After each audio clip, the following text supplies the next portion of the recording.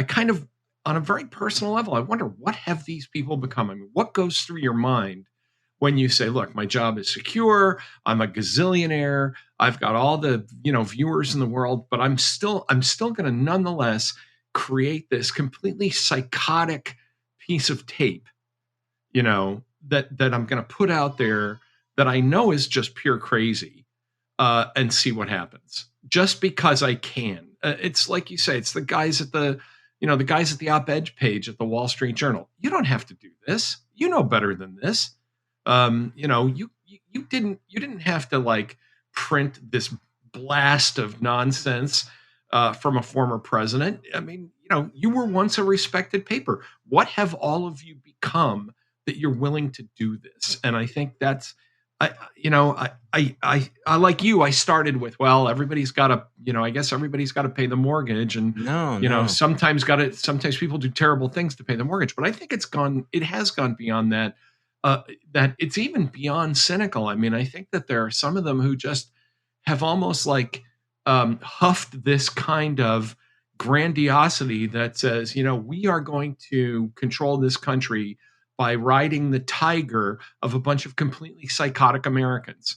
Yeah, it's almost as if they are testing. It is like the stress test. How far can we push things? How far can I go? Right. What might actually happen? The chaos would benefit me, but it is reckless. It's deeply immoral, and there's really no excuse any longer. Not that there has been for a long time for people like Paul Ryan, who continues to cash his check from the Murdochs, sitting on the Fox board.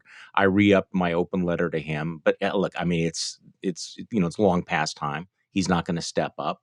Because It's not going to happen. I don't want to use the word normalize, but okay. So you were referring to my conversation with Nicole Wallace yesterday on cable, and it was an interesting exchange because I did go through some of the tragedies that have already taken place, and I'm saying someday there's going to be something really really awful, with the implication that would be the, oh my gosh, things have gone too far. But she, I think, legitimately pushed back and said we've already been there. I mean, when you have 11 Jews killed in a synagogue with a guy who is, ranting about the caravans, when you have more than 20 people in El Paso murdered by a guy who is echoing Trumpian rhetoric about an Hispanic invasion, it's already happened. And it's like all of these red lights should be flashing, and yet we've blown past them. And you had that demagoguery yesterday in front of Congress, which was stunning. So, okay, on this theme of violence, because Charlie, I think one. Okay. Well, I was going to say one other thing that I think. Excuse me. If we're trying to figure out, what are they doing at Fox? What are they doing at the Wall Street Journal op-ed page? I think also there is this weird, as deadly as all this is, there is this weird unseriousness where everyone in these organizations have kind of adopted this troll persona, that where they say, hey, here's a cool thing. Let's put Trump on the op-ed page, and that'll piss everybody off that we don't like those guys. Yeah. And it's like, yeah, okay, great.